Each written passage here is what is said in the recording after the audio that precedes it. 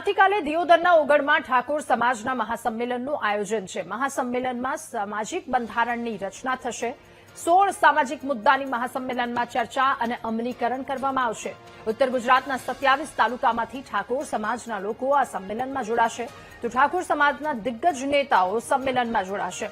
ભાજપ અને કોંગ્રેસના ધારાસભ્યો પણ સંમેલનમાં હાજરી આપશે। તો આવતીકાલે યોજાનારા સંમેલનને લઈને તડામાર તૈયારીઓ શરૂ કરી દેવામાં આવી છે। ઉત્તર ગુજરાતના 27 તાલુકામાંથી મોટી સંખ્યામાં લોકો અહીંયા ઉપસ્થિત રહેશે। સાથે ઠાકોર સમાજના દિગ્ગજ નેતાઓ, એમએલએ પણ ત્યાં ઉપસ્થિત રહે તેવી શક્યતા।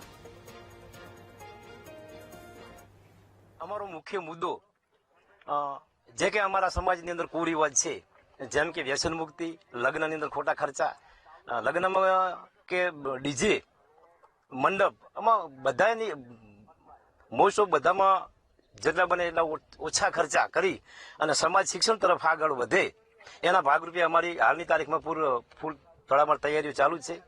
ભોજન વ્યવસ્થા હોય, મંડપ હોય, દરેકે દરેક સ્વયંસેવકોને અલગ અલગ એમની ટીમો બનાવી એમને કામ પણ આપેલું છે।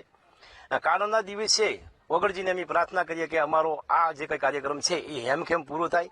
અમારા કાર્યક્રમનું બીજી પણ સમાજ અનુકરણ કરે અને ભવિષ્યની અંદર બીજી સમાજ પણ આવડું મોટું સંમેલન કરી અને એમનામાંથી પણ આવા કુરિવાજો દૂર કરી અને એ પણ શિક્ષણ થકી આગળ વધે એવી અમારી પૂર્વ તૈયારીઓ છે। સમગ્ર ઉત્તર ગુજરાતના ઠાકોર સમાજનું ભવ્યથી ભવ્ય વિશાળ તારીખ 4/1/2026 રવિવારના સવારે 10 વાગે એક સમાજ બંધારણનું અમલીકરણ જઈ રહ્યું છે। ગામે ગામમાં આ 3 મહિનાથી પ્રોગ્રામ ચાલતો હતો। ઉત્તર ગુજરાતના તમામ ગામડામાંથી, બનાસકાંઠા જિલ્લા હોય, પાટણ જિલ્લો હોય, વાવથરા જિલ્લા હોય, સમગ્ર ગામડામાંથી નાનામાં નાનો કાર્યકર આ સમાજના બંધારણના અમલીકરણ માટે સમર્થન આપ્યું છે અને એક સામાજિક બંધારણ તૈયાર કરવામાં આવ્યું છે। આ બંધારણમાં 16 મુદ્દા નક્કી કરવામાં આવ્યા છે। આ 16 મુદ્દાઓ આવતીકાલે સમગ્ર ઉત્તર ગુજરાતના ઠાકોર સમાજના નેતૃત્વની હાજરીમાં અહીંયાથી રજૂ થવાના છે અને ઓગળજી મહારાજની સાક્ષીએ આ બંધારણ અહીંથી નક્કી કરવાનું છે।